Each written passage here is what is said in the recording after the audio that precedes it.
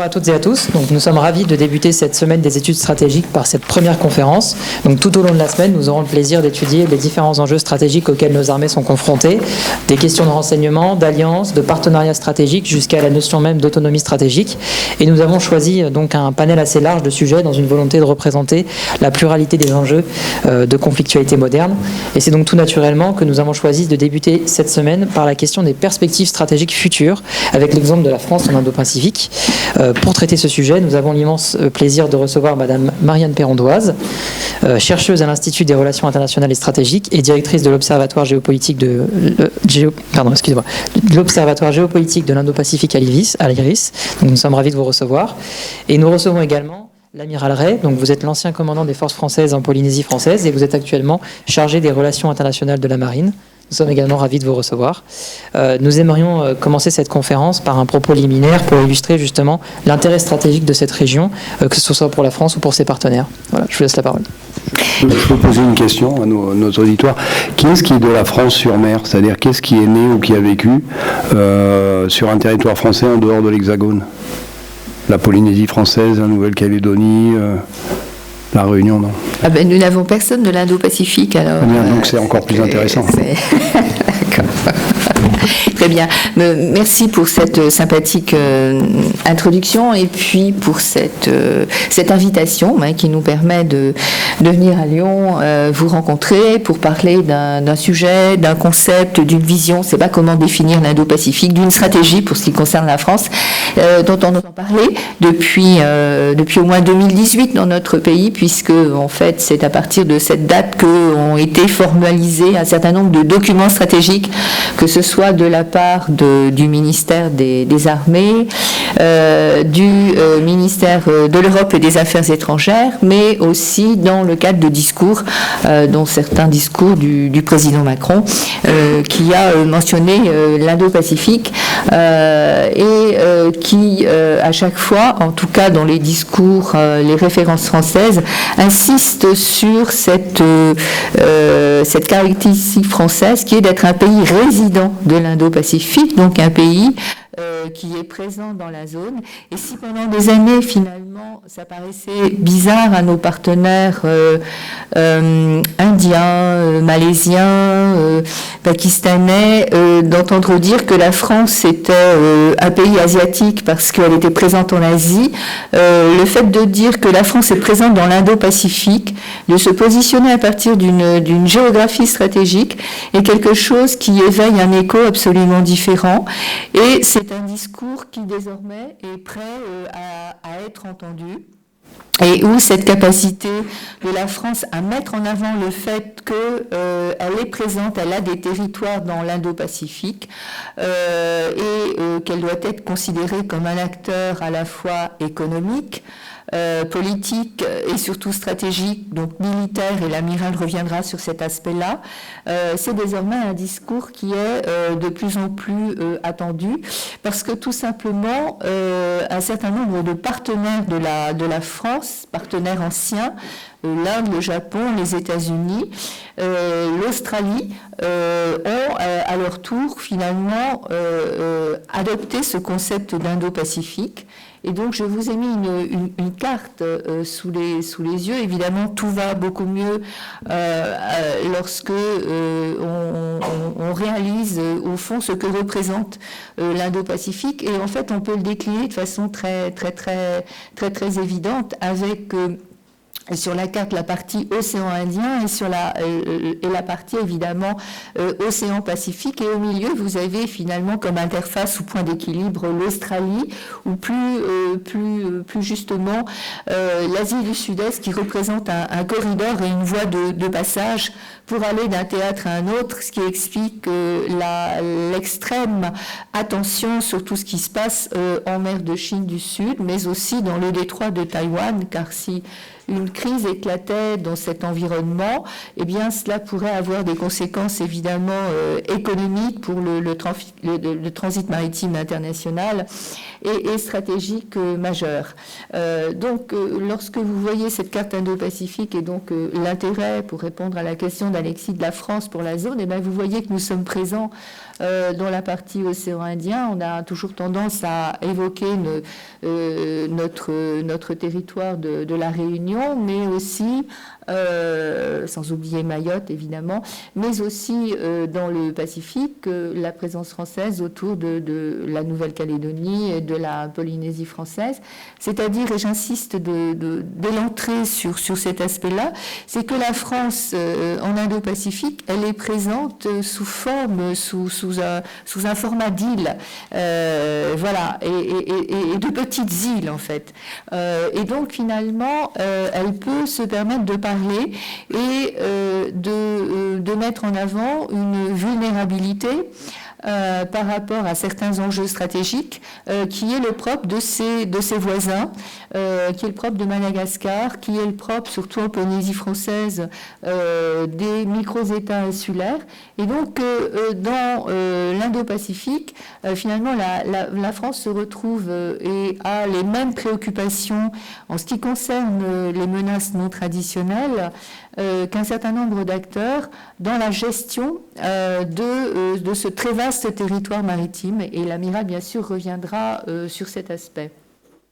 Et ce que je voudrais aussi dire dans la définition française de l'Indo-Pacifique, c'est que évidemment, et une carte là encore est très utile, l'Indo-Pacifique peut être différent d'un acteur à un autre selon la définition géographique. C'est-à-dire que pour la France, en fait, l'Indo-Pacifique s'étend des côtes est de l'Afrique, donc englobe très clairement, par exemple, le Kenya, le Mozambique, descendant jusqu'au canal du Mozambique, englobe Madagascar, l'ouest de l'océan Indien, jusqu'au littoral américain. Donc vous voyez, c'est un très très très vaste espace, ce qui n'est peut-être pas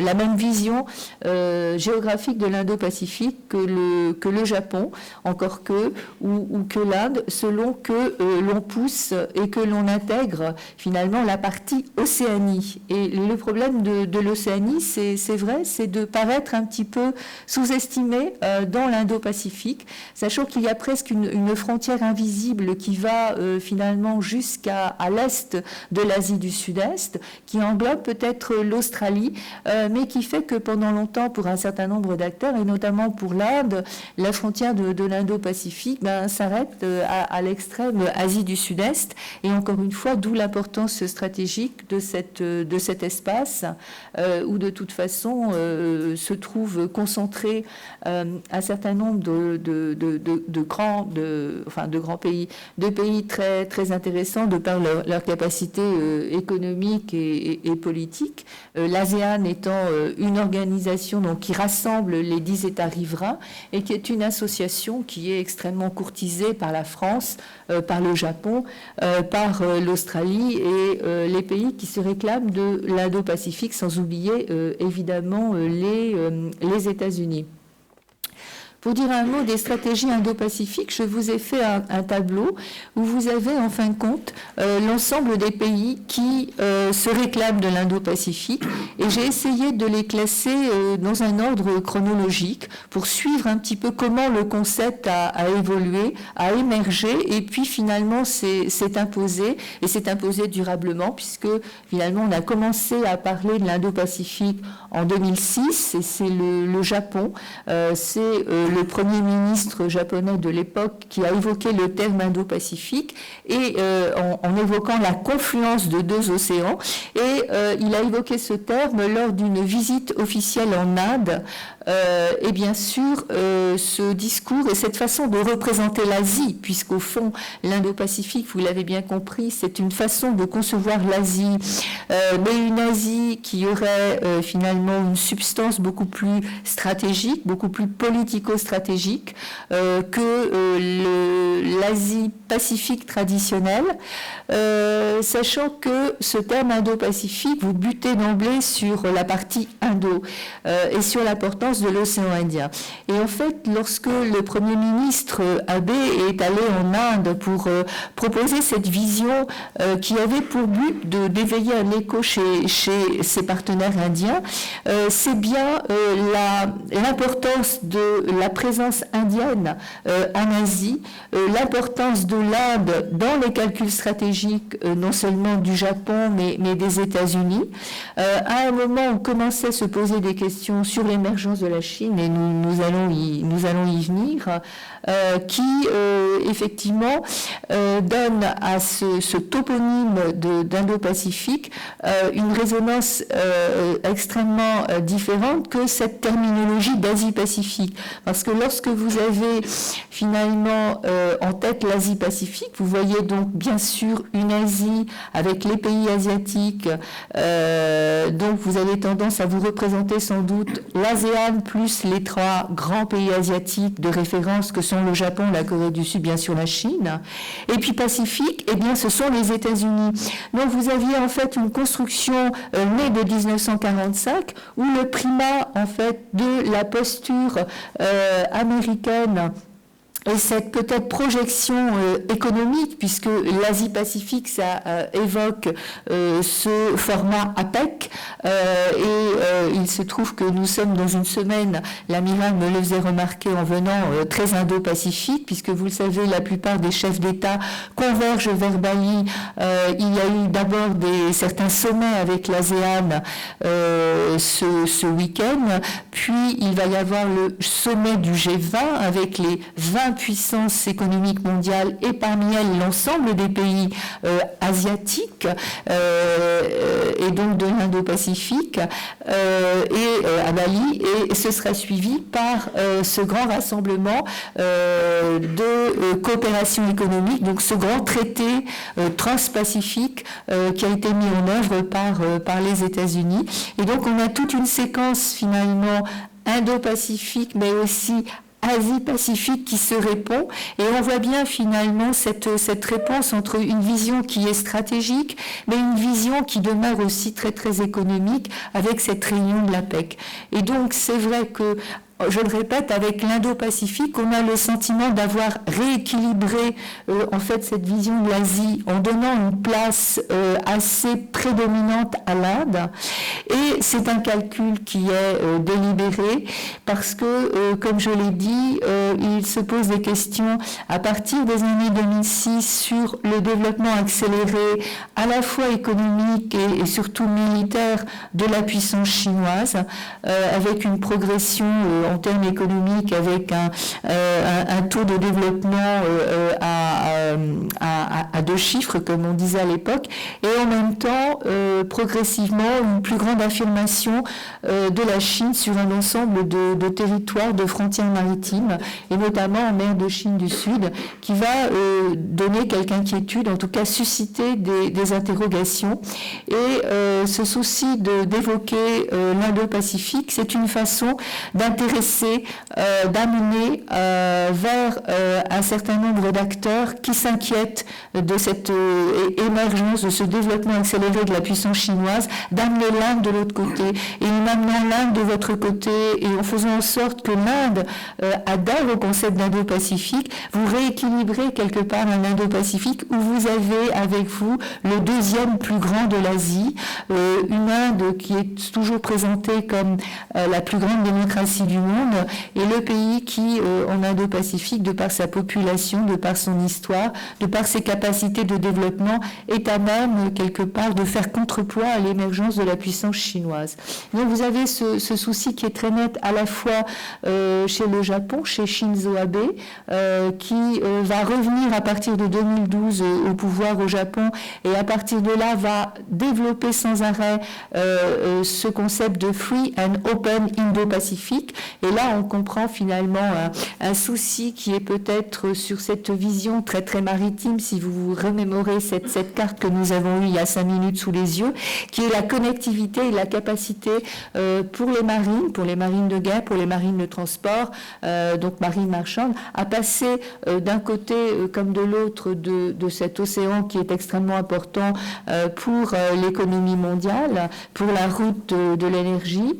Et donc vous avez ce même souci du côté de l'Australie, qui se sent un peu seule, qui se sent un peu isolée, et qui a elle aussi du mal à interpréter le développement de la puissance chinoise. Bien sûr, vous avez l'Inde qui va progressivement adopter ce concept d'Indo-Pacifique, mais va quand même attendre 2018 pour l'intégrer dans le discours politique de ses principaux responsables.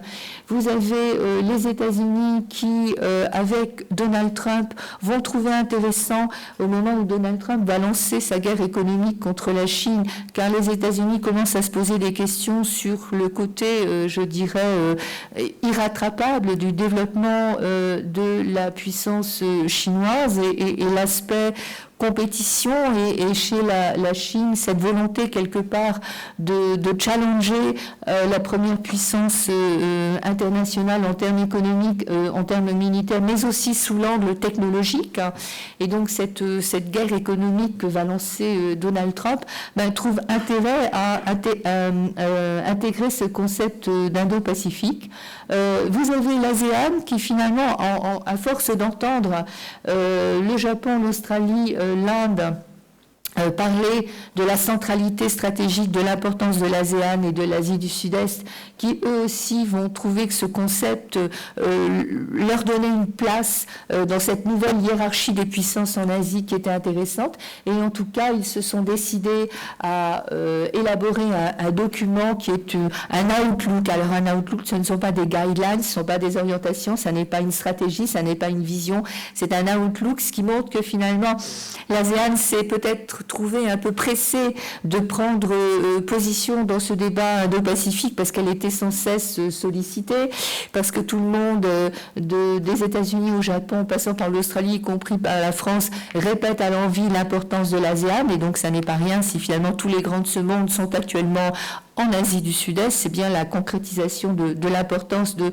cette association et de ce côté très, très central qu'ont les 10 pays de l'ASEAN. Et donc vous avez au sein de l'ASEAN l'Indonésie, le plus grand archipel du monde, qui a effectivement quelques inquiétudes peut-être par rapport à la Chine, mais qui se présente comme le pays au sein de l'ASEAN qui a une grande capacité d'entraînement, qui a poussé à ce que l'association se prononce sur l'Indo-Pacifique. Et nous venons à la France qui, elle aussi, a trouvé dans cette émergence d'un concept où finalement elle trouvait sa place parce que pays résident et seul membre de l'Union européenne, en fin de compte, depuis le départ de la Grande-Bretagne, enfin du Royaume-Uni, à être le pays finalement qui peut s'appuyer, se réclamer de l'Union européenne, bénéficier du soutien de l'Union européenne et représenter aussi Bruxelles dans cet espace indo-pacifique. Donc il y a, je dirais, un double intérêt pour la France à se positionner sur ce concept d'Indo-Pacifique pour rappeler qu'elle est présente, qu'elle est un acteur non négligeable, qu'elle a un territoire, des populations et donc des capacités pour participer à la protection, à la stabilité de l'Indo-Pacifique. Elle l'a toujours fait depuis des années jusqu'à présent, mais elle n'a pas été entendue, et à la faveur de ce concept, ou pas suffisamment prise en compte, et à la faveur de ce concept d'Indo-Pacifique, eh bien, il y a une forme de renaissance et de plus grande acceptation des ambitions françaises à peser au sein de l'Indo-Pacifique.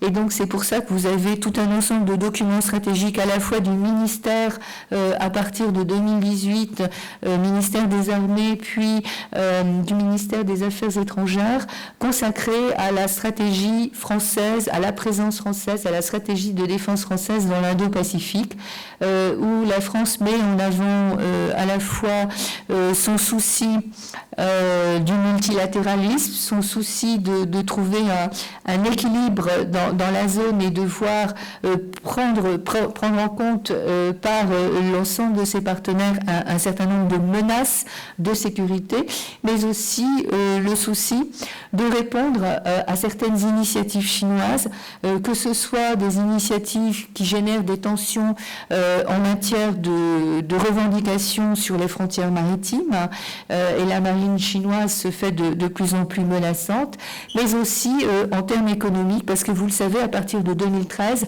la Chine a mis en œuvre son projet de développement d'infrastructures qu'on présente comme la Belt and Road Initiative, et celle-ci a un tracé qui est extrêmement présent, extrêmement visible dans l'Indo-Pacifique, où elle propose la modernisation d'un certain nombre d'infrastructures. Et si vous avez en tête, on va le remettre sous les yeux, je vais peut-être m'arrêter là pour laisser l'amiral parler, cette zone Indo-Pacifique, eh bien, elle est très maritime, et donc le tracé donc chinois qui part donc des côtes chinoises, qui longe l'Indo-Pacifique, qui longe l'Asie du Sud-Est pour entrer dans l'océan Indien et ensuite en fait sauter vers Djibouti et le canal de Suez, c'est effectivement une route où la Chine propose à des partenaires tout le long du tracé la modernisation d'un certain nombre d'infrastructures, dont des infrastructures portuaires, ce qui a créé quelques inquiétudes, notamment quand l'Inde a vu la Chine s'installer à Djibouti, bien sûr, à partir de 2016. Mais vous le savez, à Djibouti, il y a énormément d'autres partenaires qui ont des facilités logistiques, des marines qui participent à la lutte, ou du moins qui, dès 2008, étaient présentes pour participer à la lutte contre la piraterie somalienne. Mais vous avez les liens très particuliers de la Chine avec le Pakistan, qui est quand même un pays que l'Inde considère avec beaucoup d'inquiétudes, disons-le, une grande aménité. Et donc vous avez en fait la crainte que la Chine, en proposant la modernisation d'un certain nombre de ports, trouve tout le long à la fois de la Belt and Road Initiative en Asie du Sud-Est, mais aussi dans l'océan Indien, trouve des points d'ancrage, trouve des ports-bases où sa marine pourrait s'installer durablement et où elle pourrait développer une forme d'influence qui lui donnerait donc une prééminence. D'où évidemment l'inquiétude de l'Inde à voir la Chine s'installer finalement à ses portes, et d'où ce soutien de plus en plus manifeste de l'Inde vis-à-vis du concept d'Indo-Pacifique.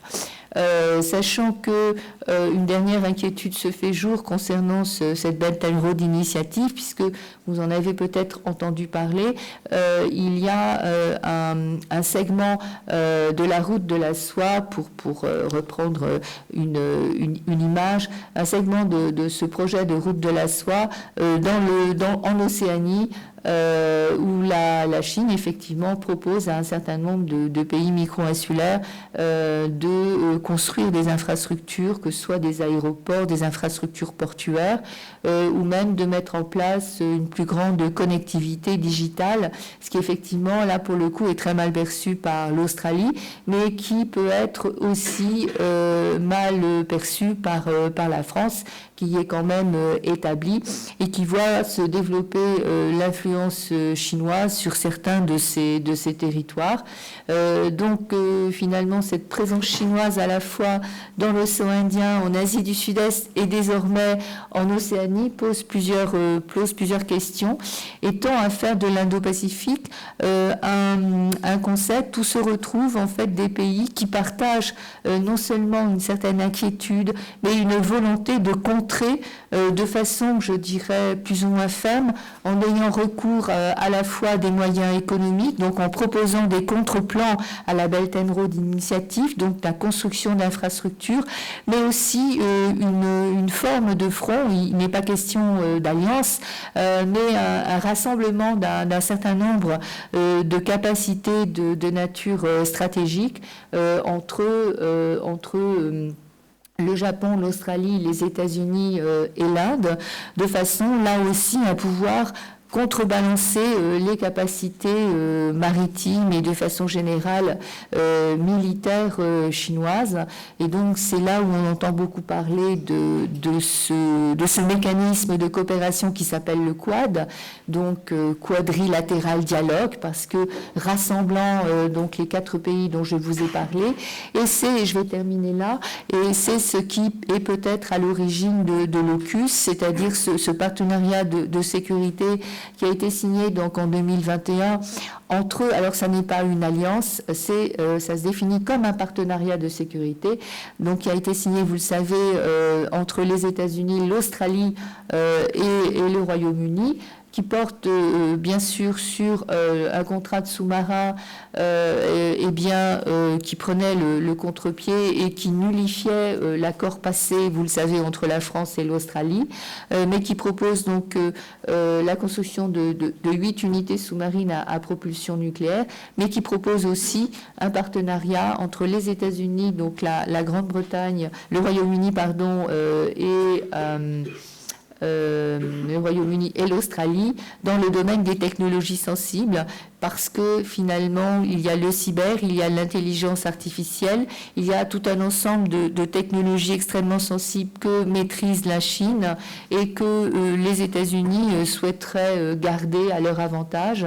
Et donc ce partenariat a aussi vocation à mettre en commun ces capacités technologiques de façon à toujours garder l'avantage dans cette guerre de plus en plus asymétrique que se livrent un certain nombre de puissances indo-pacifiques qui voient se développer dans tous les domaines la puissance chinoise. Et je vais peut-être m'arrêter là pour laisser peut-être merci bien. L'amiral reprendre la suite. Merci Marianne. Je suis très heureux là, de vous donner un éclairage militaire et stratégique par rapport à ce qui vient de vous être présenté. Très heureux parce que ça fait de nombreuses années que je fais ça. J'ai eu la chance de servir 5 fois dans ma carrière en Indo-Pacifique. Comme ça a été dit fort aimablement lors de ma présentation, je reviens du Pacifique, où j'étais commandant pour les forces armées françaises, qu'elles y soient basées ou qu'elles viennent de l'Hexagone opérer là-bas. J'y reviendrai. Et donc ça nous a paru intéressant de vous donner cet éclairage militaire et stratégique en complément de ce qui vient d'être dit. Bon, Marianne s'est présentée devant vous en civil, mais elle a aussi été militaire dans une autre vie et elle a fait des choses dont je vais vous parler. Oh, ben, j'espère que c'est avouable quand même. Et donc, sur cet Indo-Pacifique, je vais essayer de vous donner des faits concrets, des éléments précis pour vous convaincre que c'est stratégique que la France soit entendue et que sa position reconnue dans cette partie du monde. C'est ce que j'ai dit à vos camarades le mois dernier. J'avais été fort aimablement invité à la Sorbonne et des gens travaillant sur se formant à ce qui peut devenir après un métier de diplomate. C'est une très bonne chose que d'avoir cet éclairage sur cette partie du monde. Mon plan en 3 points, tu peux... Voilà. S'il te plaît. Donc, quelques mots sur les enjeux qui, dans cette zone, sont à résonance mondiale. Quelques caractéristiques sur la France, une nation d'Indo-Pacifique.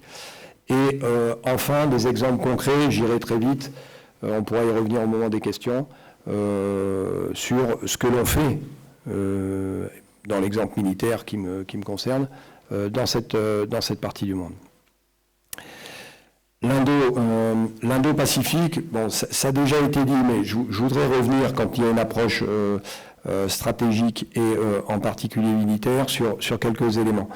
D'abord des enjeux économiques. Il y a de part et d'autre de l'océan Pacifique les deux grandes puissances économiques mondiales, les États-Unis d'Amérique et la République populaire de Chine, qui sont lancés dans une guerre économique extrêmement active. Quels que soient finalement les présidents américains, parce que côté chinois, ça fait quelque temps que c'est relativement stable, et on est reparti pour quelques années. Finalement, l'opposition, ça c'est une constante.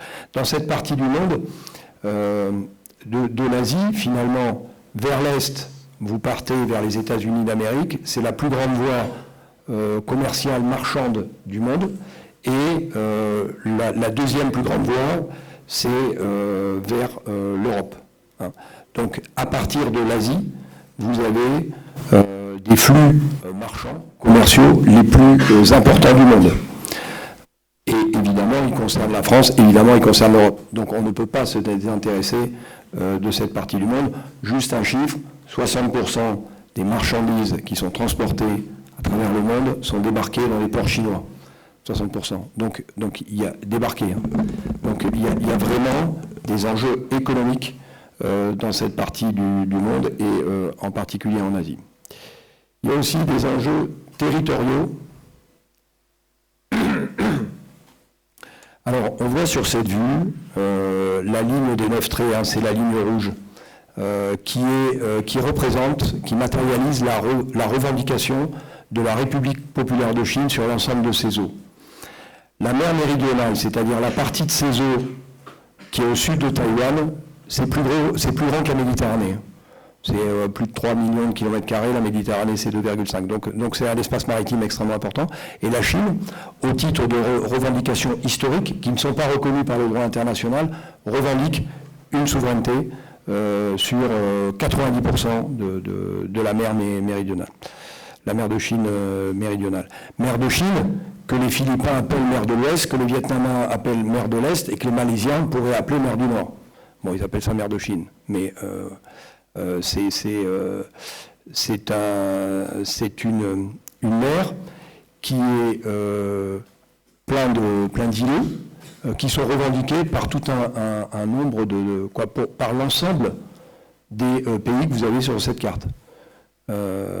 C'est-à-dire qu'on focalise souvent sur la Chine, la revendication de la République populaire de Chine, mais l'ensemble des pays qui sont sur cette carte ne sont pas d'accord sur les répartitions territoriales liées aux différentes îles et différents îlots.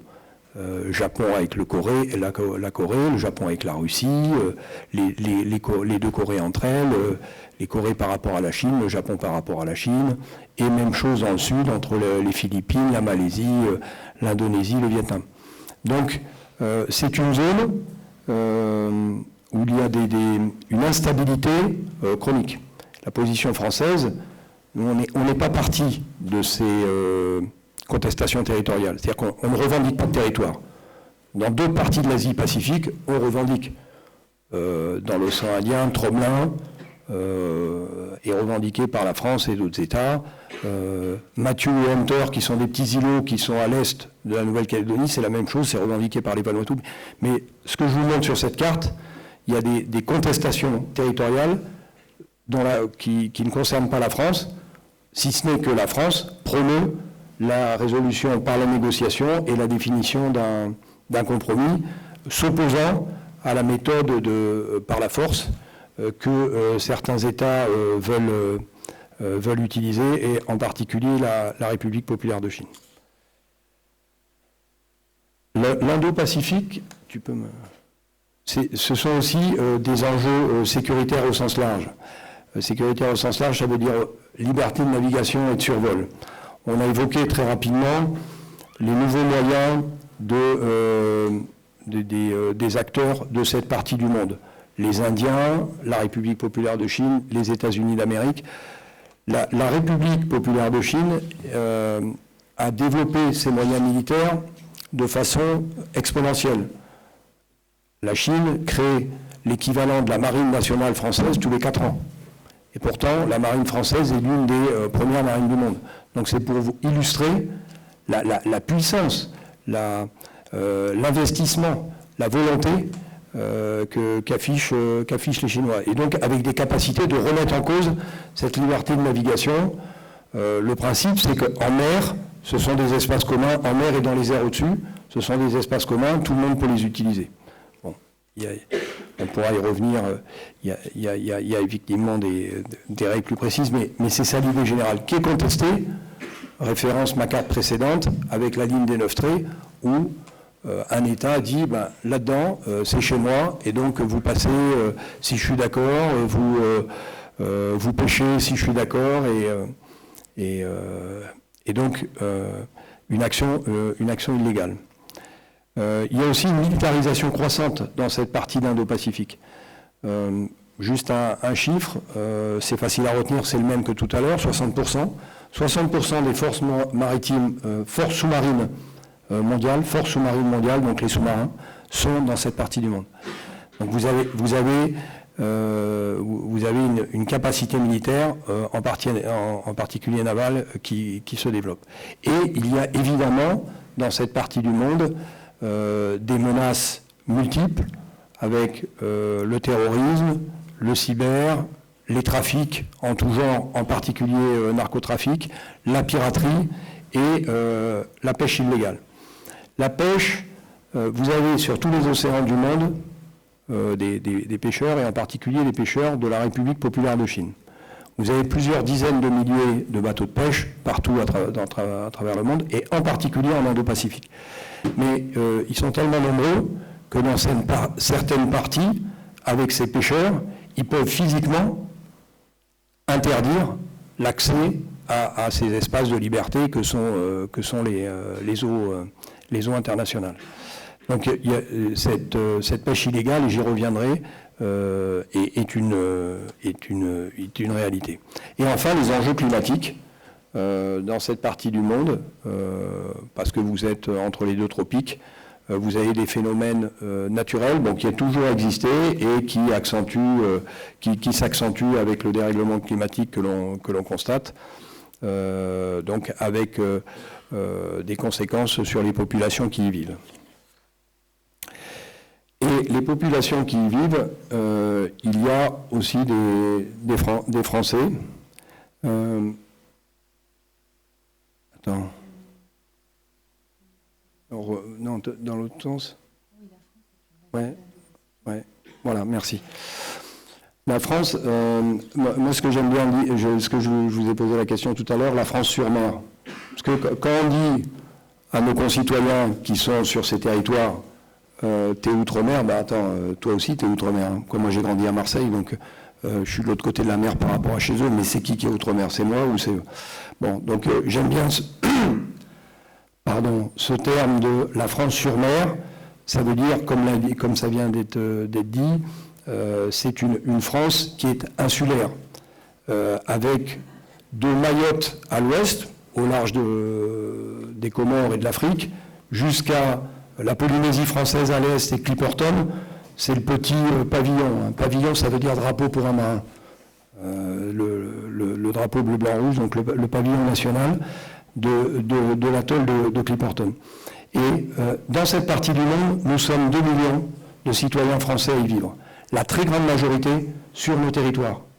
Donc je vous ai cité Mayotte, La Réunion, Nouvelle-Calédonie, Wallis et Futuna, il ne faut pas les oublier. En plus, ils marquent des essais rugby, et la Polynésie française. Donc 2 millions, c'est pas rien. Bon, une partie de ces 2 millions, c'est vrai, sont des expatriés, mais très majoritairement, 1,6, 1,7 sont des concitoyens qui vivent sur les territoires français. Et c'est 9 millions de kilomètres carrés de zone économique exclusive. 9 millions de kilomètres carrés, c'est plus de 2 fois l'Europe en taille.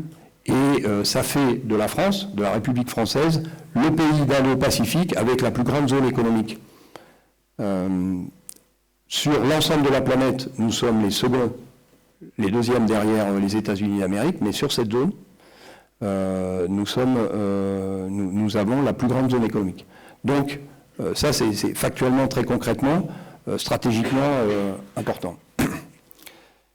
Donc, tu peux m'aider. Donc, nous sommes présents sur ces territoires, militairement. Alors bon, de là où vous êtes, j'imagine que vous ne pouvez pas voir les chiffres, mais sur l'ensemble de cette vaste zone, sur trois de nos territoires, La Réunion, la Nouvelle-Calédonie, Tahiti, et chez 2 partenaires, Djibouti et les Émirats Arabes Unis, nous avons des forces militaires en permanence basées.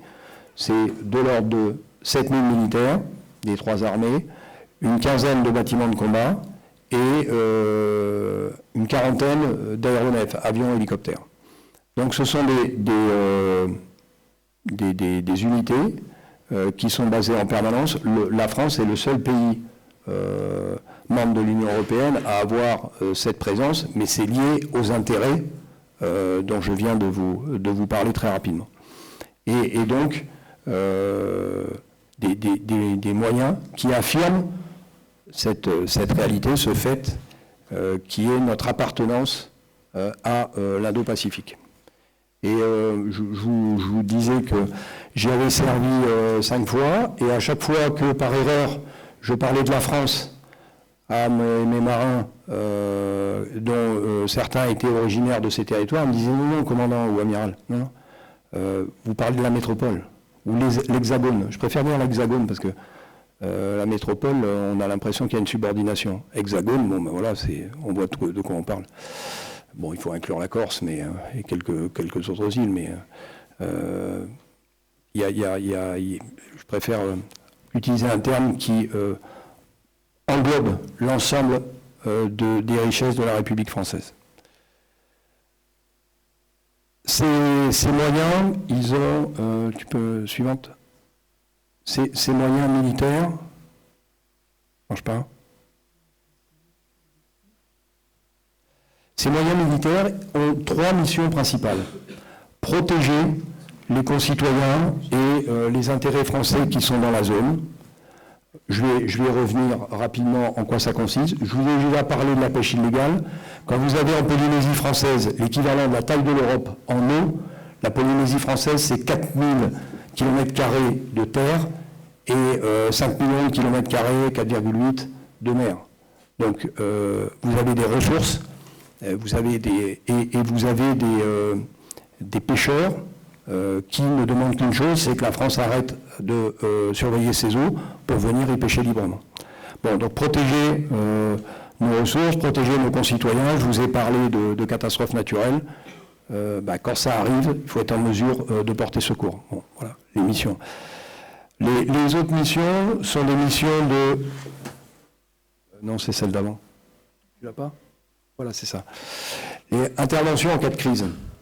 Intervention en cas de crise, ça veut dire quoi? Ça peut être la catastrophe naturelle que je viens d'évoquer, une inondation, un tsunami, éruption volcanique sous-marine, une vague qui recouvre des atolls, les forces armées interviennent pour porter secours. Et puis, ça peut être des crises de plus longue durée, en Corée du Nord, un État proliférant, la Corée du Nord, décision de l'ONU de mettre en place l'équivalent d'un embargo pour lutter contre la prolifération. Et donc, cette crise fait l'objet d'actions militaires, embargo, je l'ai dit, qui sont conduites par les forces armées françaises avec d'autres forces partenaires. Les Coréens du Sud, les Japonais, les Américains, les Canadiens, les Australiens, la Nouvelle-Zélande. Les Allemands, quand ils sont passés dernièrement, ont participé à cette opération. Et enfin, troisième grand volet de ces forces armées, c'est assurer la présence de la France en Indo-Pacifique. Pourquoi? Parce que il est important sur un plan stratégique d'avoir une appréciation autonome de situation. Et pour avoir une appréciation autonome de situation, il faut que vous ayez des gens, des hommes, des femmes, sur des bateaux, sur des avions, à terre, ou exploitant des images satellites ou d'autres senseurs, par exemple dans le cyberespace, qui fassent une évaluation. Et cette évaluation, il faut aller sur place. Avec des difficultés, des difficultés liées aux distances. Donc c'était la vue qui était voilà, que tu avais projetée. Voilà, la tyrannie des distances, c'est une réalité de cette zone-là. Ce que je présente dans cette vue, c'est qu'avec les moyens français en permanence basés dans le Pacifique, vous ne pouvez pas aller partout. Par exemple, quand vous êtes surpris par une pandémie, que vous avez besoin de porter secours à vos concitoyens, vous ne pouvez pas, avec des avions, aller chercher. C'est ce que représente la zone grisée en rouge. On ne pouvait pas aller. Donc, on est venu avec des moyens de l'Hexagone porter secours sur ces territoires de la France-sur-Mer. Et donc, il y a un besoin d'engagement à partir de l'Hexagone. Et ces engagements, ils se font périodiquement. Suivante. Dans le cadre de déploiements, qui sont des déploiements soit de moyens aériens, comme je les ai évoqués, les avions de transport. Aujourd'hui, au XXIe siècle, l'aéronautique, ça n'a rien à voir avec ce qu'on pouvait faire il y a 30 ans. C'est-à-dire qu'on traverse le Pacifique. En juin de l'année dernière, vous avez des Rafales qui ont décollé d'ici et qui ont été jusqu'à Tahiti et à Hawaï, avec les avions ravitailleurs, avec les avions de transport. Ils ont fait la même chose cet été en passant par l'ouest et en allant jusqu'en Nouvelle-Calédonie. Aujourd'hui, donc, vous avez des capacités qui vous permettent d'intervenir, alors soit pour porter secours, je parlais de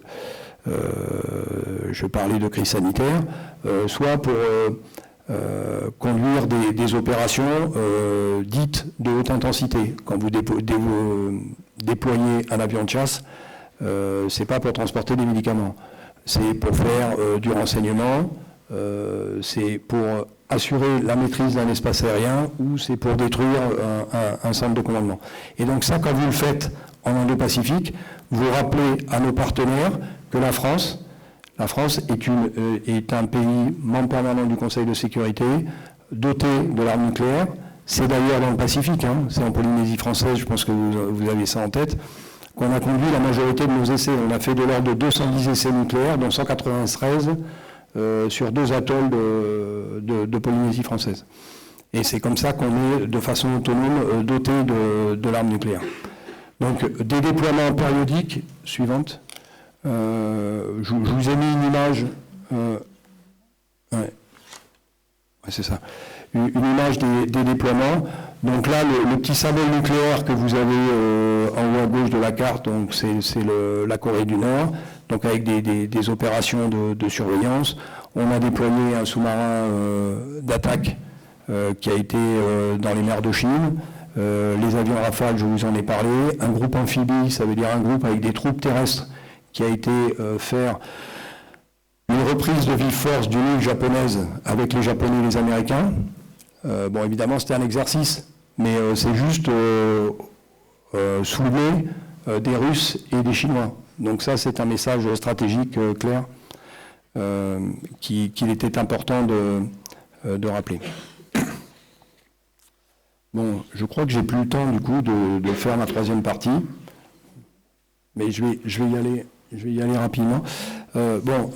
En plus de ces actions avec des moyens militaires, vous avez toute une diplomatie militaire, parce que l'action finalement d'un État, c'est convaincre et contraindre. Convaincre et contraindre, et quelquefois vous cherchez à contraindre, quand vous montrez vos muscles, vous montrez votre force, vous montrez vos avions de chasse, vos sous-marins nucléaires, vos porte-avions, voilà. Et quelquefois vous cherchez à convaincre. Donc, toutes les relations internationales qui sont faites par nos diplomates et nos militaires qui sont basés dans cette partie du monde. Bon, tout ça, ça travaille en réseau. Ça a déjà été dit avec les États-Unis d'Amérique, le Japon, l'Inde, l'Australie et les pays d'ASEAN. Au sein de l'ASEAN, pas tous au même degré, entre Laos, Myanmar et Indonésie, Malaisie, évidemment, il y a des relations différentes par rapport à la France. Ceci dit, la France, se voulant une puissance d'équilibre, le président l'a encore rappelé la semaine dernière, lorsqu'il a présenté la revue stratégique, le dialogue est maintenu avec les autres.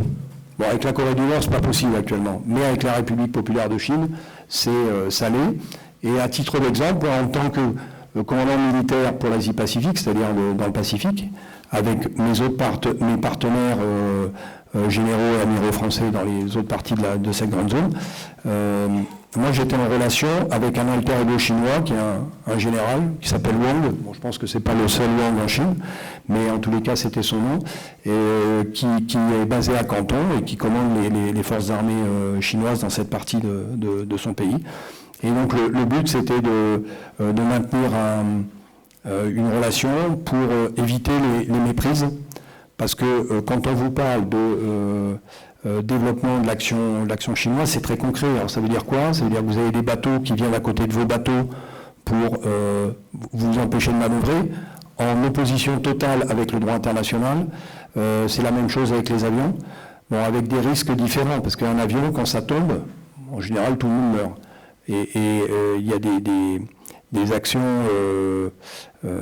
qui sont de plus en plus dangereuses, qui font dire à certains chefs militaires de nos partenaires, dans les pays que j'ai cités, en particulier les États-Unis d'Amérique, que ça ne va pas tarder un drame ne va pas tarder à arriver, et donc avec les conséquences qu'on imagine.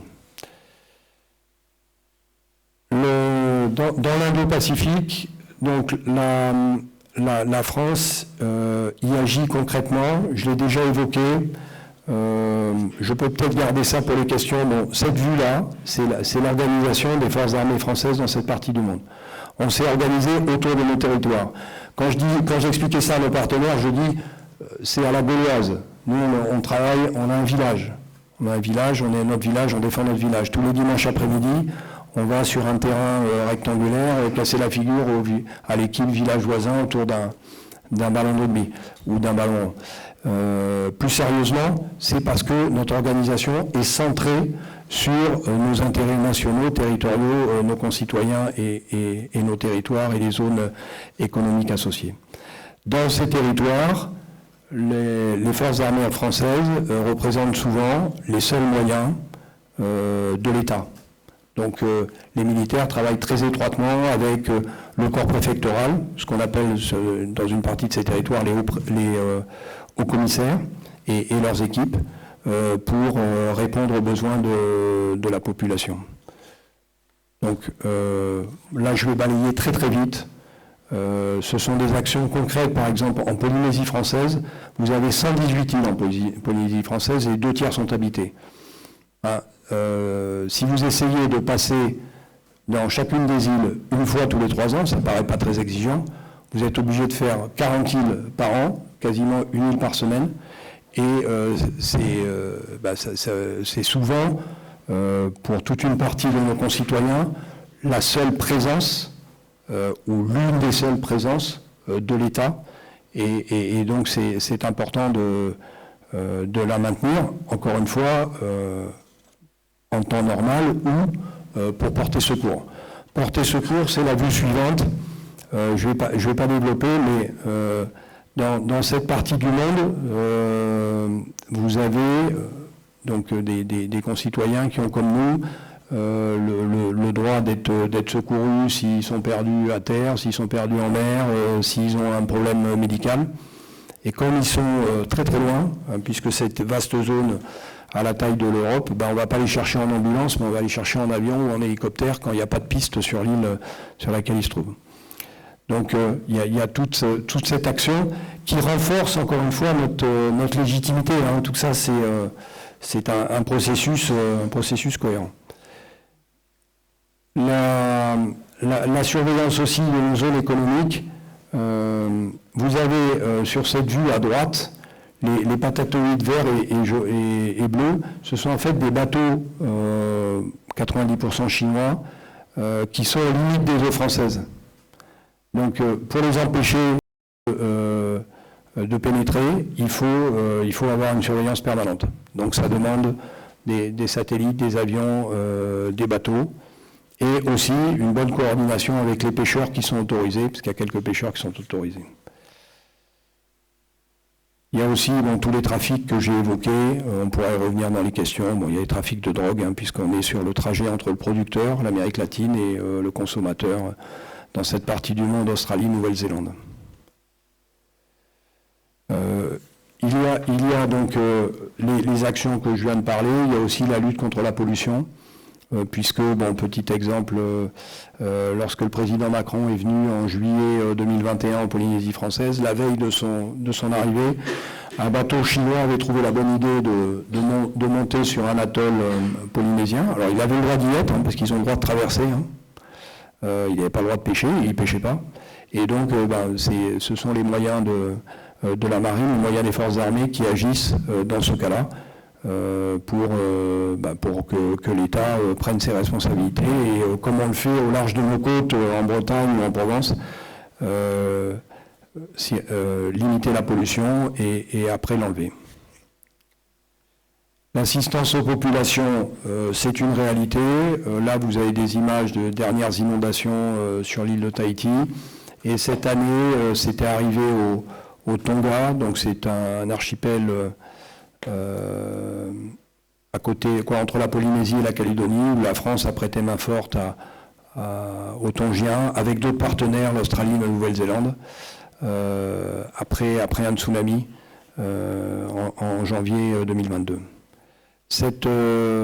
Donc ces actions, elles sont conduites en relation avec nos partenaires, je l'ai évoqué, et au profit de nos partenaires, puisque cette stratégie qui finalement s'impose naturellement à nous, parce que nous sommes de cette partie du monde et nous côtoyons des gens qui ont les mêmes problèmes que nous. Je parlais de l'exemple des Tongiens. Bon, ça arrive aussi dans d'autres archipels. Le Pacifique Sud, schématiquement, c'est une grosse vingtaine d'États, la moitié indépendants et l'autre moitié associée à un État plus grand, à une organisation plus large. Et donc ces États ont des caractéristiques équivalentes en termes de géographie, de démographie, de population. Et cette stratégie donc, qui localement se conduit naturellement à base de partenariats, elle s'élargit sur l'ensemble de la zone, la France ayant clairement cette ambition-là de sécuriser au service de la prospérité cette partie du monde, en s'associant avec des partenaires. Quelquefois ça marche, quelquefois ça marche moins bien. 15 septembre 2021, AUKUS, le partenariat stratégique mis en place entre la République française et l'Australie a été mis à mal. C'est pas pour autant qu'on ne travaille pas avec l'Australie. Je vous ai pris l'exemple des Tonga, où en janvier on était avec eux parce qu'il y avait un besoin. J'ai été trop long.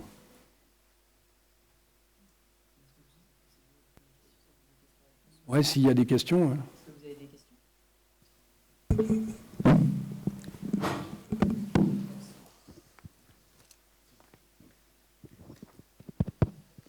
Merci beaucoup, mon amiral et Madame Perandoise, pour cette intervention. Donc, j'avais quelques questions, notamment sur le terme de force d'équilibre. En mai dernier, je crois qu'une visioconférence était aussi tenue sur ce même thème, l'Indo-Pacifique, et du coup, le terme de force d'équilibre avait été évoqué par vous, je crois, mon amiral.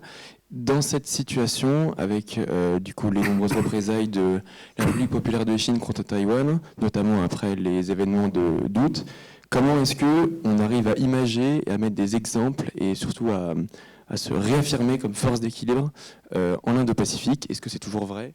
Est-ce que ça va être toujours vrai dans les prochaines années au vu de l'importance de ces forces-là? Voilà, ce sera tout pour moi pour l'instant en tout cas. Merci beaucoup. Puissance d'équilibre, je réponds, tu compléteras. Bon, c'est pas une question facile, parce que l'équilibre, il est instable, on le voit bien. Je vous ai parlé de coopération. En juillet dernier, j'étais à Hawaï. Vous avez un exercice tous les 2 ans qui s'appelle RIMPAC, Rim of the Pacific, les bords du Pacifique, qui réunit les principales marines de la zone. Les Chinois n'étaient pas invités, les Russes non plus. Ils étaient là en observateur, donc un bateau de pêche qui pêchait pas, mais qui écoutait, qui regardait. Et l'amiral américain Sam Paparo qui, quand il a ouvert l'exercice, la conférence de présentation, ce qu'on allait faire ensemble, il a dit c'est peut-être le dernier IMPAC avant la guerre. Donc comme c'est lieu tous les 2 ans, ça veut dire que en 2024... Bon, et évidemment, la France ne nie pas qu'il y a un risque d'instabilité, puisque, je vous l'ai dit, militarisation, développement d'un des 2 acteurs, de part et d'autre. Les États-Unis déjà très puissants, la République populaire de Chine qui les a rejoints. Donc une opposition. Et la France, puissance d'équilibre, c'est éviter la logique des 2 blocs. C'est-à-dire ne pas se mettre derrière l'un des 2 protagonistes. C'est pour ça que j'ai tenu à vous préciser que même si la France est un allié des États-Unis d'Amérique, c'est même le plus ancien, et ça c'est l'histoire, ça ne changera jamais, c'est pas pour autant qu'on ne cherche pas à maintenir une relation avec la République populaire de Chine dans les secteurs où c'est possible, une coopération, ou au moins une relation pour éviter la dégradation, les tensions, les incompréhensions, le conflit. Parce qu'à partir du moment où le sang commence à couler, c'est plus compliqué de faire machine arrière. Donc c'est ça, moi, en tant que militaire, je parle devant vous ce soir en tant que militaire, c'est ça la recherche de puissance d'équilibre. Et ça peut vous paraître agressif, va-t-en guerre, mais encore une fois, je prends mon exemple du terrain de rugby. Bon, il y a un moment, il faut montrer sa force. Il faut montrer sa force pour imposer sa volonté. Et donc c'est cette balance, cette recherche d'équilibre entre la force, la contrainte, des moyens militaires importants qui démontrent leur capacité, et puis le dialogue, la conviction. Bon, il y a certains de vos correspondants, c'est compliqué parce que la relation à la vérité, quand même particulière, ou du moins très différente de nos propres référentiels. Donc c'est pour ça que je vous dis que l'équilibre est instable, c'est que vous avez affaire à des partenaires qui, pour parler comme nous on parle entre nous, vous mentent ostensiblement. Ils le savent, quoi. Bon. Mais en tous les cas, il y a cette recherche d'équilibre qui est partagée avec les pays un certain nombre de pays de l'ASEAN. Et c'est ça une des idées de la France, c'est d'encourager ces pays qui sont en première ligne. Hein. Dans une de mes cartes, on voyait l'Extrême-Orient, bon, ils sont en première ligne. À affirmer leur position. Je fais référence par exemple aux Philippines, qui, devant les violations des eaux sous juridiction, ont, je puis dire, déposé plainte devant un tribunal international, ont obtenu gain de cause et cherchent à se faire respecter. Ce n'est pas le cas de tous leurs voisins, et donc l'idée de puissance d'équilibre, c'est de pousser ceux qui ont le courage, la volonté, parce qu'il faut du courage et de la volonté, de faire respecter le droit international et d'avoir une approche multilatérale de partenariat. C'est ça qu'on essaye de faire, mais avec les autres. Hein, avec les autres.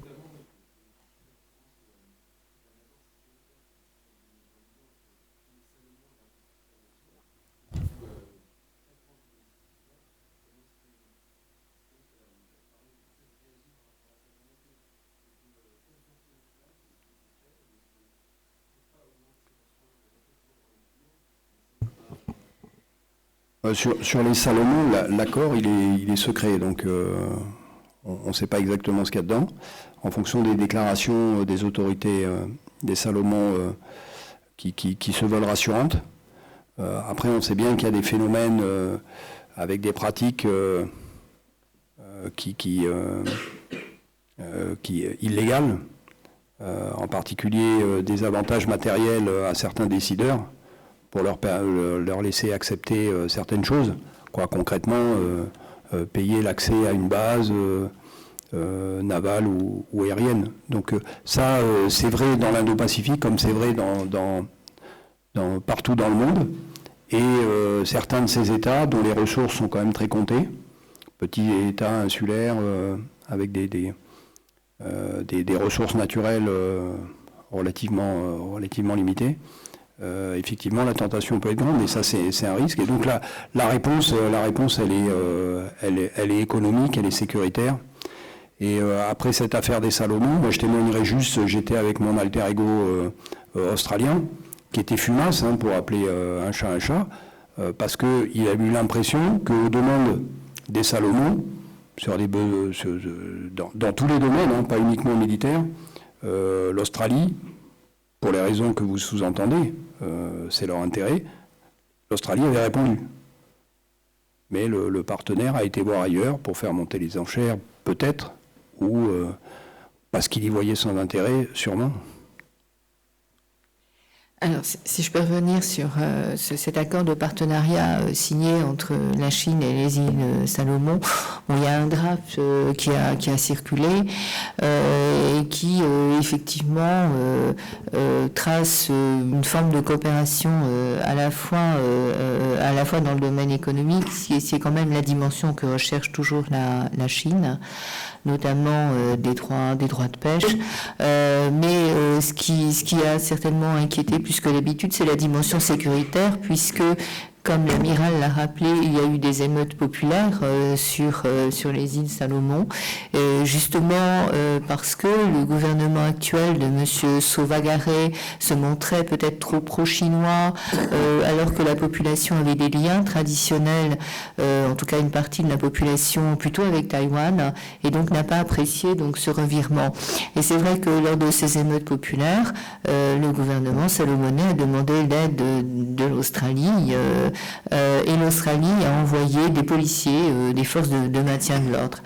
Et en fait, ce qui se passe dans le cadre de ce nouvel accord, c'est que effectivement, la Chine, pour protéger quelque part ses ressortissants, donc les commerçants chinois établis dans le pays et autres, a demandé l'autorisation au gouvernement salomonais de pouvoir, mais encore sur sa demande, si de nouvelles émeutes se présentaient, de pouvoir envoyer des policiers chinois.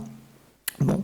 Et d'autre part, a demandé la possibilité, au cas par cas, à bénéficier de facilités logistiques pour les navires chinois, sans que ce soit précisé, navires militaires, navires scientifiques, puisqu'il y a quand même pas mal de relevés de prospection qui sont faites dans la zone ou bâtiments marchands, donc navires chinois. Donc c'est un petit peu la porte ouverte à effectivement des escales et des facilités d'escale.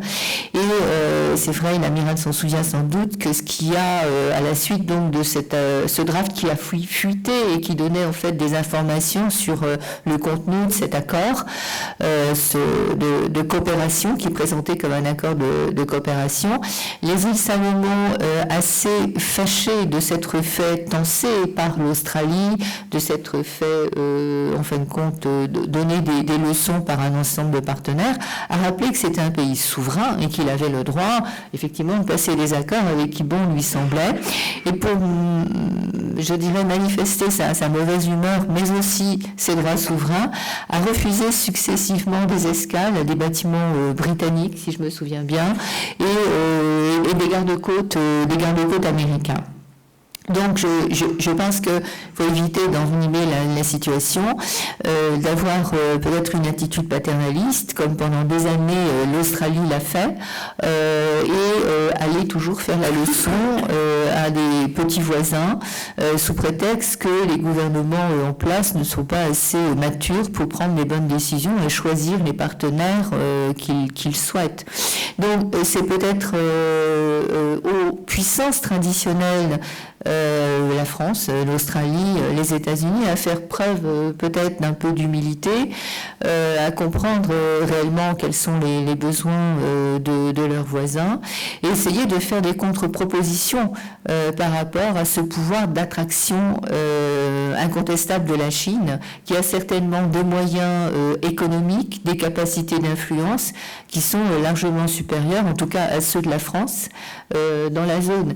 Donc on a effectivement certainement un problème de fond. En même temps, j'aurais tendance à faire confiance à la sagacité de la plupart des dirigeants des micro-États insulaires. Vous avez quand même une régionalisation qui s'est construite avec des organisations régionales, avec la Commission permanente du Pacifique, avec le Forum des îles du Pacifique. Vous avez une gestion commune des pêches, vous avez la mise en place de moyens de gestion en cas de catastrophe. Donc vous avez quand même toute une organisation régionale, et ces pays ont été capables, avec leurs voisins, avec des partenaires qui leur proposent des aides au développement, que ce soit l'AFD française, que ce soit le JICA japonais, que ce soit l'USAID, donc américaine. Donc, je ne veux pas être angélique, je ne veux pas non plus trop faire porter le blâme sur les pays micro-insulaires, mais sachons être à la hauteur de leurs attentes. Et l'amiral a bien souligné le souci de la France avec ses moyens sur zone, de répondre à l'impact du changement climatique, d'être là pour répondre très complètement lorsqu'il se passe des catastrophes naturelles. Ces pays sont mal connectés en termes digitaux, donc il y a des câbles sous-marins peut-être à mettre en place pour faciliter les échanges. Il y a peut-être un manque de transport aérien, donc de pistes d'atterrissage. Donc je pense qu'il y a une demande de la part de ces États, et je pense qu'en mettant ensemble de façon très cohérente nos moyens en place, et peut-être pour la France en se rapprochant des capacités de l'Union européenne qui a le statut d'observateur auprès d'un nombre d'organisations régionales, on pourrait peut-être être à même de répondre sans discours moralisateur à des besoins très très concrets qui sont aussi les nôtres, puisque l'amiral a bien insisté sur le fait qu'on est une île, et comme Tonga, on peut subir, nos populations dans la zone peuvent subir des catastrophes naturelles, peuvent être victimes, et le seront, de la montée du niveau de la mer, de l'acidification des océans, qui vont poser des problèmes pour la protection de la biodiversité. Donc il y a tout un panorama d'actions dans des domaines et des menaces qui nous touchent, indépendamment de la menace militaire chinoise, indépendamment de la compétition stratégique entre les grandes puissances, qui est quelque chose que les États micro-insulaires regardent de très loin, et comme l'a rappelé l'amiral, à l'encontre des pays de l'ASEAN, ne souhaitent pas choisir, ne souhaitent pas s'aligner, souhaitent conserver, et qu'on respecte leur souveraineté et qu'on respecte leur capacité de choix. Et être une puissance d'équilibre, c'est effectivement respecter la souveraineté de ses partenaires, leur faire des propositions, être du côté du dialogue, et refuser aussi peut-être certaines pressions d'alliés traditionnels qui ont peut-être un peu trop tendance à avoir comme option prioritaire l'option du rapport de force, même si effectivement il ne faut pas être angélique, je le répète, et face à des moyens asymétriques, face à des menaces qui se précisent dans le détroit de Taïwan, on voit bien que il y a un ordre de bataille qui est en train peut-être d'échapper aux États-Unis, et que le moment venu, il faudra bien, dans une perspective de crise, porter aide à nos alliés, et la France ne restera pas les bras croisés à regarder une situation de crise à sa porte.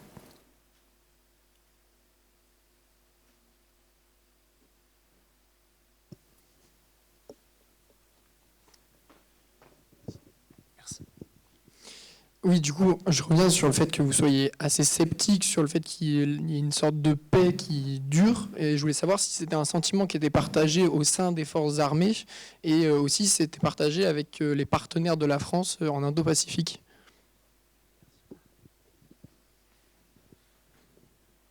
Vous aviez la semaine dernière le Western Pacific Naval Symposium au Japon, à Tokyo, qui réunissait une vingtaine de chefs des marines de la zone. Et vous aviez deux positions relativement différentes ou contrastées. Vous aviez la position anglo-saxonne, donc les États-Unis d'Amérique, le Royaume-Uni qui était présent, l'Australie, la Nouvelle-Zélande et le Canada, qui étaient plutôt alarmistes, hein, dans le sens de l'amiral américain que je citais tout à l'heure. Position alarmiste qui est réaliste, hein, néanmoins. Et puis vous aviez les autres chefs militaires présents qui avaient une position qui pouvait paraître plus mesurée, dans le sens où pour faire la guerre, un seul peut déclencher la guerre. Le 24 février, les Russes nous ont montré que c'était possible. Et donc, ça reste une réalité, une éventualité extrêmement réaliste. Néanmoins, en présentant une position commune largement partagée, je pense aux pays d'ASEAN, pas tous, compte tenu de leur situation politique très différente, mais et d'autres pays de la zone, de façon à dissuader les grands, les agresseurs potentiels de passer à l'acte. Bon, les événements en Ukraine vont plutôt dans le sens, c'est plutôt défavorable au moment où je parle à l'agresseur. Donc ça va plutôt dans le sens, ça n'encourage pas un nouvel agresseur d'agir ailleurs, par exemple en Indo-Pacifique. Voilà, pour répondre à votre question de façon assez globale, il y avait ces deux tendances. La tendance anglo-saxonne, les Américains et leurs proches, leurs cousins, et le reste des États. Je ne sais pas au moment où je parle qui a raison. Moi, je dirais que les militaires sont dans leur rôle quand ils font l'inventaire d'une situation et l'appréciation de la menace.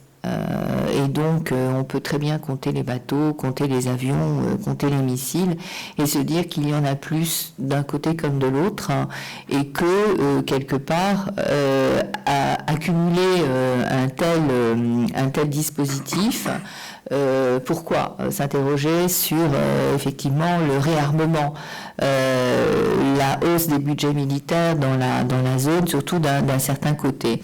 Et donc c'est vrai qu'être dans une situation d'équilibre, au fond, ça a quelque chose de rassurant, puisque des deux côtés, vous auriez une balance des forces qui est à peu près semblable, et donc ça neutralise toute perspective de conflit, parce que l'adversaire sait qu'il a des capacités militaires au moins égales aux siennes, en termes balistiques, en termes nucléaires, etc. Là, en fait, ce que semblent nous dire depuis des mois, en fait, voire des années, les Américains, c'est que l'avantage,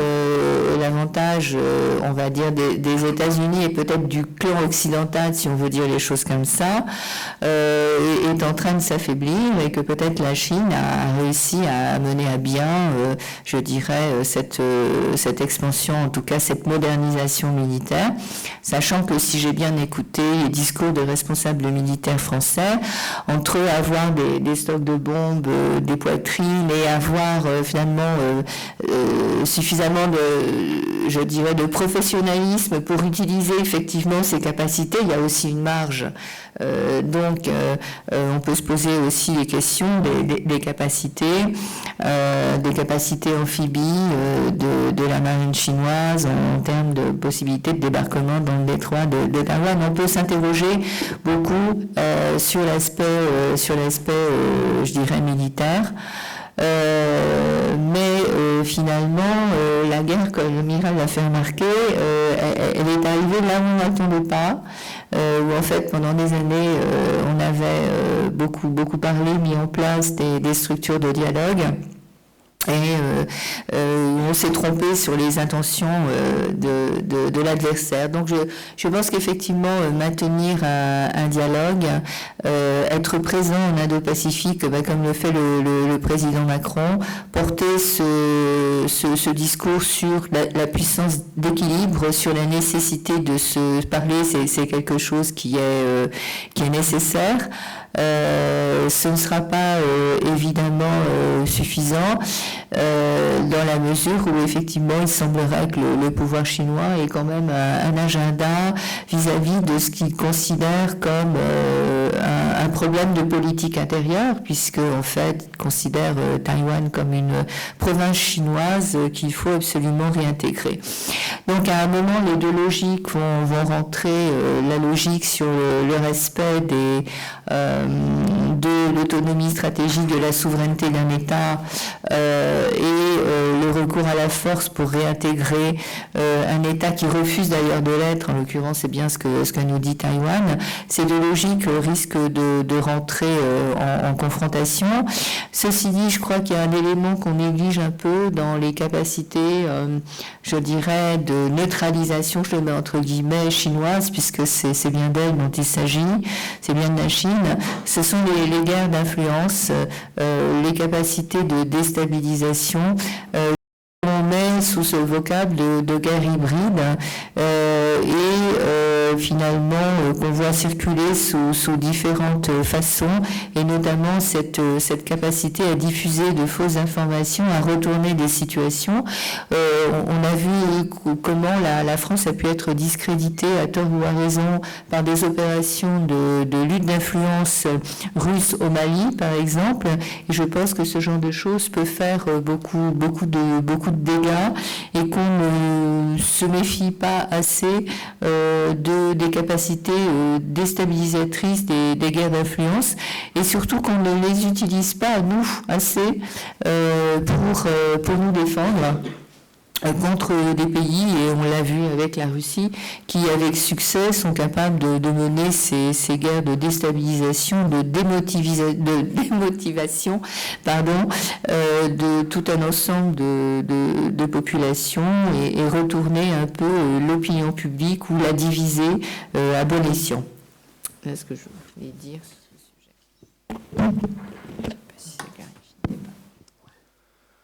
Bonsoir. D'abord, merci pour cette conférence.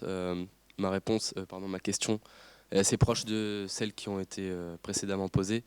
Mais je voulais revenir sur l'annonce qu'a fait M. Macron, il me semble, il y a quelques jours, sur le fait que la nouvelle priorité de la politique française de défense serait, il me semble, la préparation des forces armées à un conflit majeur et plus la lutte contre le terrorisme. Quel tournant ça montre et quelle est votre interprétation C'est la petite phrase sur la préparation au conflit de haute intensité du président Macron. Alors, j'ai pas suivi vraiment les nouvelles orientations sur la défense nationale, mais je pense que le conflit de haute intensité suppose un gros saut technologique et beaucoup de capacités à acquérir, et donc un budget de défense et des lois de programmation plus ambitieuses que celles qui sont les nôtres actuellement, il me semble. Mais je pense que c'est aussi effectivement un des enseignements qui est également tiré du conflit à nos portes, de la guerre en Ukraine, sachant qu'en fait le président reconnaît que peut-être en termes de moyens technologiques la France n'est pas à la hauteur, et qu'il va lui falloir faire l'acquisition de ses capacités, parce que les conditions des guerres modernes deviennent de plus en plus sophistiquées. Mais dans ce registre-là, Amiral, je te cède volontiers la parole. Merci. Non, les forces armées françaises ont une capacité technologique de très haut niveau, déjà dans la fonction stratégique dissuasion. Ça, c'est une décision du général de Gaulle, avec la création de cette force nucléaire, donc cette capacité à frapper en second. Donc ça fait 50 ans que vous avez au moins un sous-marin qui est tapi au fond des océans, capable de recevoir un ordre du président pour déclencher le feu nucléaire en rétorsion à un agresseur qui aurait attaqué nos intérêts vitaux. Donc ça, il y a cette capacité technologique pour donc ces sous-marins nucléaires lanceurs d'engins, c'est le porte-avions, avec les Rafales à bord de ce porte-avions. Tout ça, c'est du très haut niveau technologique. Après, il y a des domaines dans lesquels il faut faire effort. Je pense au cyber, je pense à l'espace, je pense dans le domaine aérien au drone. Donc il y a effectivement une volonté de continuer en accélérant cette remise à niveau, si je puis dire. Hein, à l'époque où la France a créé sa force de dissuasion, qu'elle soit navale ou aérienne, le budget de l'État consacré à sa défense était catégorie 5%. Aujourd'hui, on a 2%. L'inflation nous y a aidé quand même. Hein. Bon, donc il y a une volonté de refaire effort dans ce domaine-là, compte tenu de la dangerosité du monde. Les terroristes existent toujours. Les terroristes existent toujours, mais les forces armées qui se sont engagées au fil des dernières décennies, c'était la lutte contre le terrorisme. Donc on chasse des gens dans un désert ou ailleurs, on les attrape, on les emprisonne ou on les tue. On protège des zones économiques, c'est-à-dire quand vous avez des pêcheurs qui viennent dans vos eaux, vous montez à leur bord, vous attrapez le capitaine, vous le mettez en prison, vous mettez l'équipage dans un avion, vous renvoyez l'équipage chez eux, vous gardez le bateau. Ça, c'est de la rétorsion, hein. C'est donc une action d'un État, une action militaire, mais c'est ce qu'on appelle de la basse intensité. C'est pas les conflits des avions contre des avions, des chars contre des chars. C'est ça et ça on voit bien, quoi. C'est aux portes de notre pays, c'est à 2000 km de chez nous, donc c'est bien une réalité. Et donc cet effort, il faut être en mesure de le faire. Et toute la difficulté est de définir quel effort on va faire. Quel effort on va faire. Et c'est après cette revue stratégique, donc l'objectif, la finalité, quels vont être les chemins et les moyens. Hein, comme en stratégie, les Britanniques disent « ends, ways and means hein. ». Donc la finalité, on s'entend, et quels moyens et par quel chemin. Et c'est ça, mais il va falloir faire un effort. Parce que si on ne le fait pas, on ne sera probablement pas en mesure de se défendre. Même si, encore une fois, on se défend en partenariat. Parce que OTAN, parce que Union européenne, parce que partenaires à travers le monde.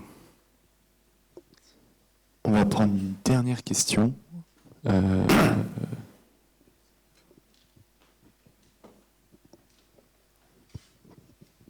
Bonsoir. J'avais juste une question. Vous parliez beaucoup des acteurs de l'ASEAN, qu'est-ce qu'ils peuvent faire, etc.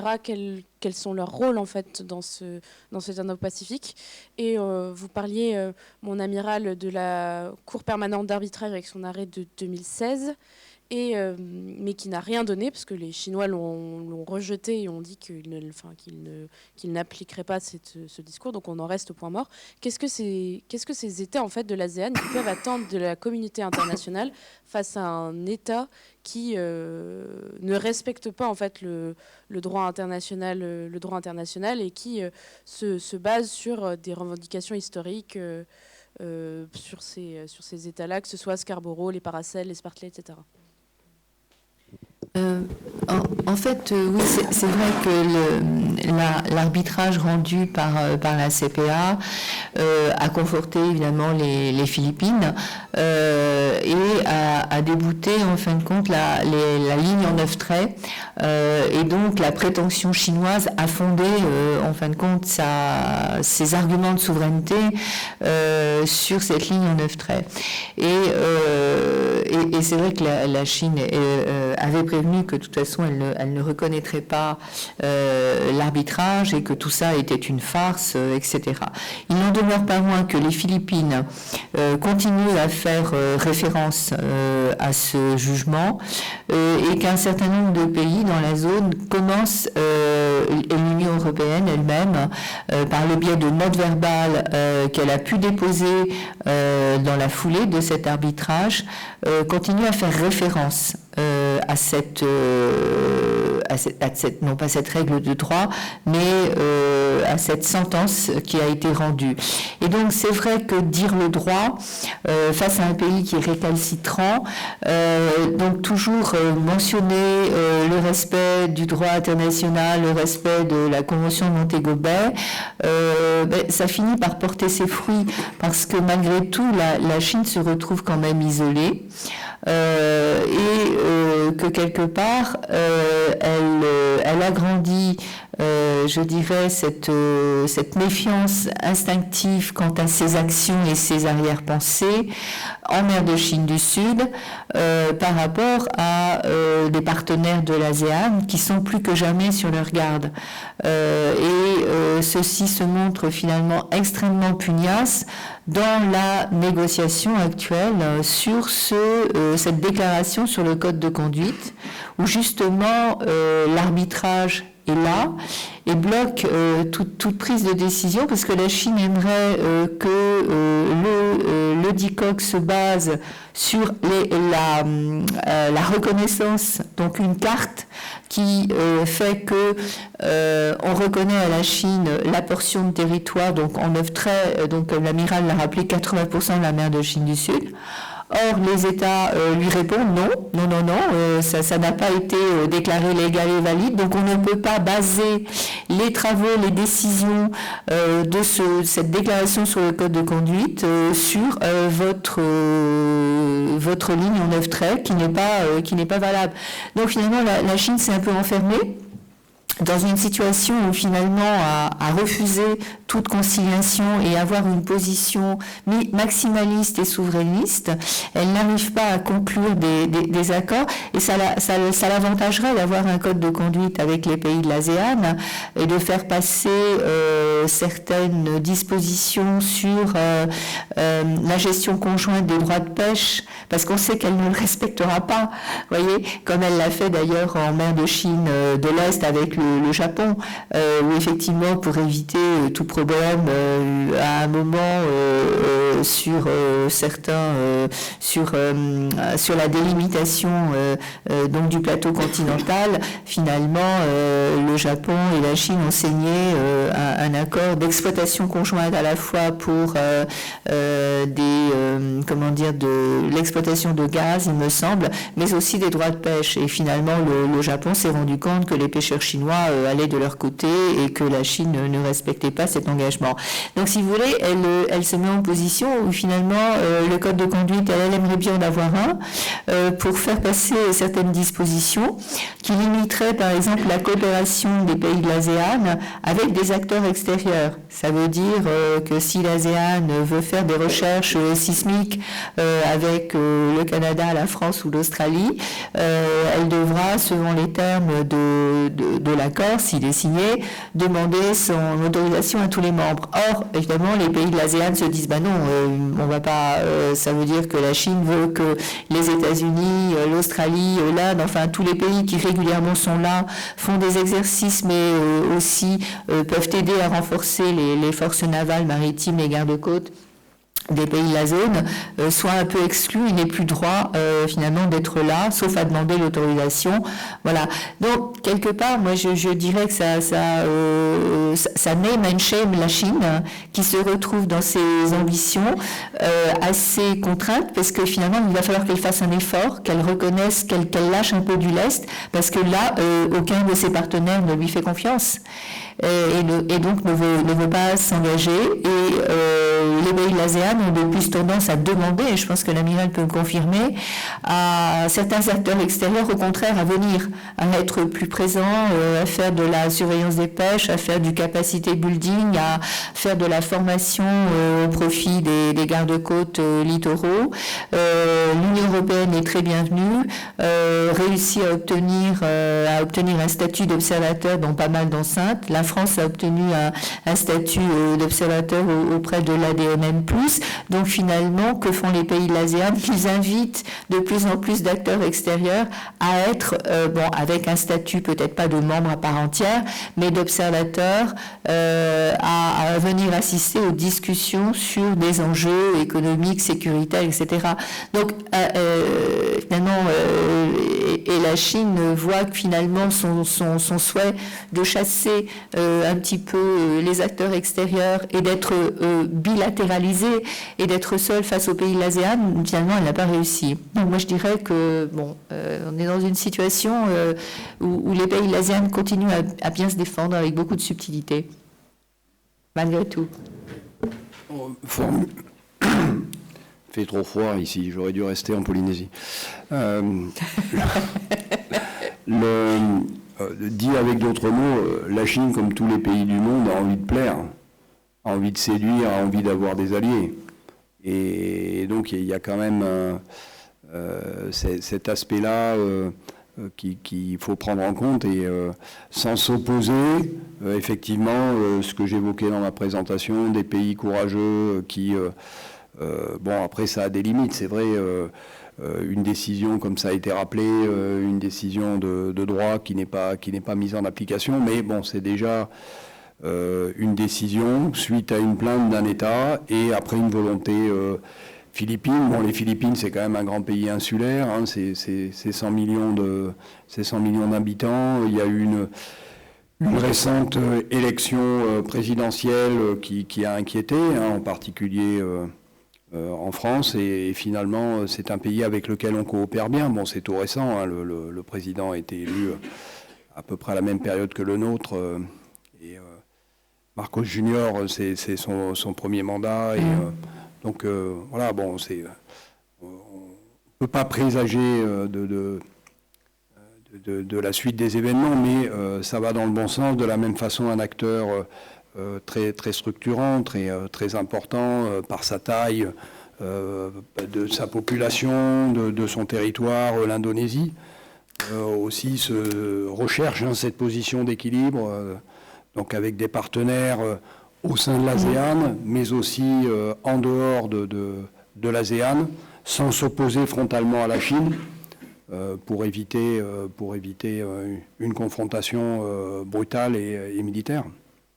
Donc, il y a des signes positifs. Après, tout est très instable. Tout est très instable. On n'a pas le temps de donner des exemples. Mais vous avez des partenaires, et je ne pense pas à l'Australie quand je dis ça, vous avez des partenaires qui un jour vous paraissent très proches de vos convictions, et puis le lendemain, est-ce que leurs décideurs ont été corrompus? Est-ce que il y a eu d'autres leviers qui ont été mis en place avec des menaces qui sont arrivées à convaincre, et puis vous avez un pays qui se détourne de vous et qui choisit un camp opposé et des positions opposées aux vôtres, hein. Donc c'est vraiment très, très instable. Et l'Union européenne a sa place avec les moyens qu'elle apporte, les savoir-faire, les moyens financiers, hein, et donc c'est une construction qui est en cours, mais il y a plein de choses à faire, et donc il faut s'investir en Indo-Pacifique. Oui, voilà, il y a des raisons de rester assez positif quant à l'évolution générale de la zone. On a quand même pas dit notre dernier mot. Et puis, oui, c'est vrai, il y a des pays qui nous surprennent. Je pense à l'Inde, qui finalement, vous le savez tous, n'a pas souhaité voter les sanctions, enfin, condamner l'invasion de l'Ukraine par la Russie, alors que l'Inde, effectivement, était courtisée avec empressement, je vous l'ai dit, pour rejoindre la famille Indo-Pacifique, et d'ailleurs est toujours du côté de la famille Indo-Pacifique. Mais vous avez des agendas très, très nationaux, des intérêts stratégiques très particuliers qui font que quelquefois les partenaires qui sont à vos côtés ont l'impression, enfin en tout cas se dérobent sur certaines questions. Donc je crois qu'il faut s'attendre à tout, il faut être assez pragmatique et flexible et finalement se présenter comme une puissance d'équilibre. Ça permet au fond de manœuvrer avec suffisamment de flexibilité pour ne pas trop perdre, je dirais,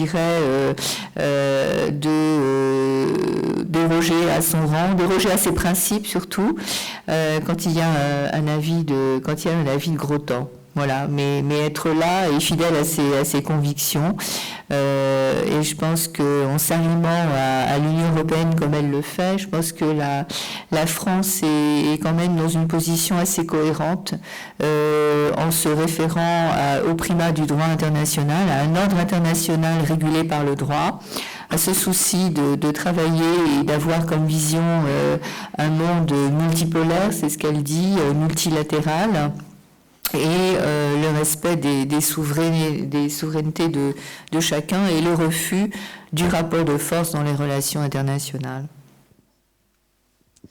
Merci beaucoup pour vos réponses. Donc, au nom de l'association Polygone, c'était un plaisir de vous recevoir pour cette conférence et nous espérons qu'elle vous a plu. N'oubliez pas que vous pouvez que nous organisons encore 4 conférences et tables rondes sur l'ensemble de la semaine, où vous pouvez encore vous inscrire. Demain, on aura une conférence sur le renseignement et la guerre hybride, rupture et continuité des modes opératoires. Jeudi, sur la base industrielle de technologie et de défense. Vendredi, sur l'arsenalisation de l'espace. Et une deuxième vendredi, sur l'autonomie stratégique de la France. Voilà. Je vous remercie. Je vous en prie. Merci. Merci à vous.